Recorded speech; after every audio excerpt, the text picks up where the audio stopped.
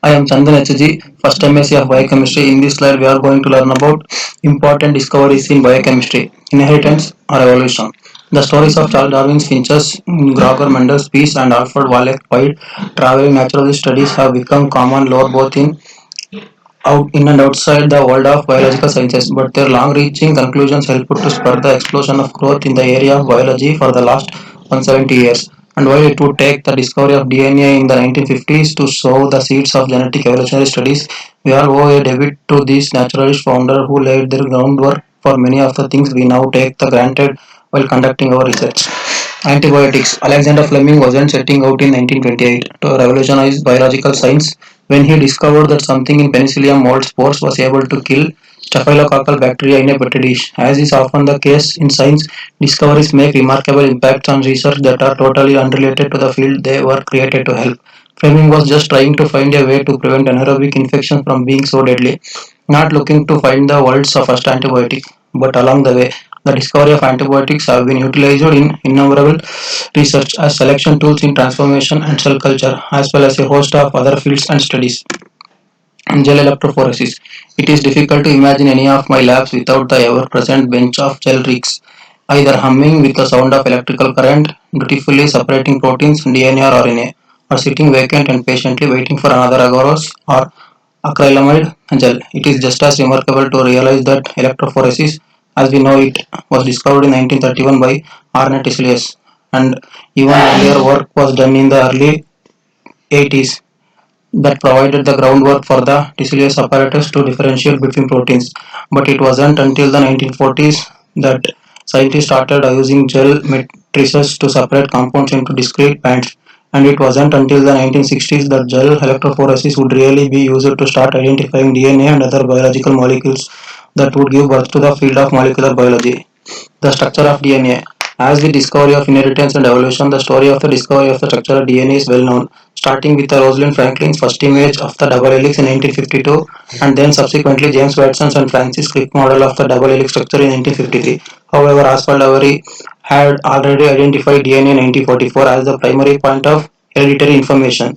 But the structure of DNA cannot be overlooked for its relevance in our understanding of so much of what is now considered common knowledge in biological sciences. DNA polymerase. In 1956, Arthur Karberg and his lab forever changed the world of molecular biology with the discovery of DNA polymerase from E. coli cells. In one instant, scientists were fully now finally capable of synthesizing new DNA sequences onto an existing DNA strand.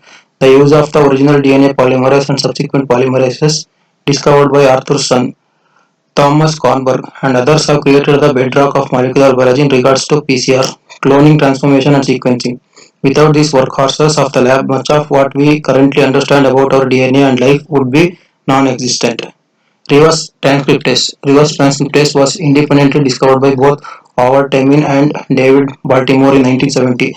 As a revolutionary tool, reverse transcriptase finally allowed scientists to synthesize cDNA from RNA, bridging the large gaps in knowledge of the character and sequence of RNA by using CR. Discovering the roots of RNA and its translation into proteins is a fundamental necessity of biology, and the realization that the RNA could be transcribed into DNA was paramount in the understanding of retroviruses and later antiviral drugs. PCR. Few discoveries have revolutionized that fields as much as polymerase chain reactions. Likewise, PCR owes its own revolution to the previously discovered thermally stable DNA polymerase prior to Kerry Muller's work in reinventing an enzymatic assay to utilize a DNA template, primers, and heat cycles. First described in the Journal of Molecular Biology in 1971 by Gel Lepe. Cloning was slow to tedious, and even in the early days of PCR, the heat cycles would denature the polymerase, requiring it to be added a new series cycle.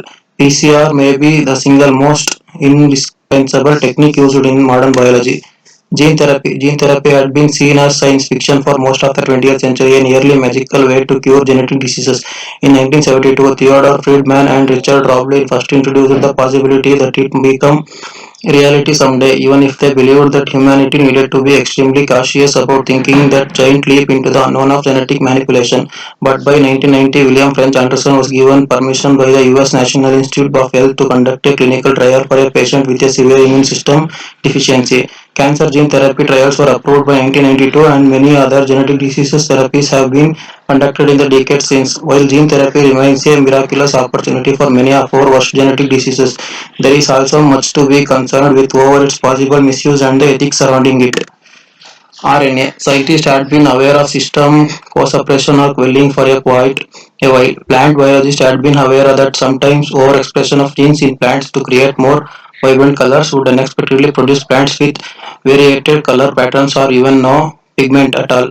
In 1998, Carl Mellows and Andrew Fire published their work documenting the international slicing genes in C. elegans via a new process called RNA interference, in which they combined both a sense and antisense sequence of a gene. The process would evolutionarily be used to defend against viruses that try to insert themselves into the DNA. The use of RNA has become critical in the development of gene expression and suppression, in identifying components of cellular processes, and as practical tool in many other biological fields.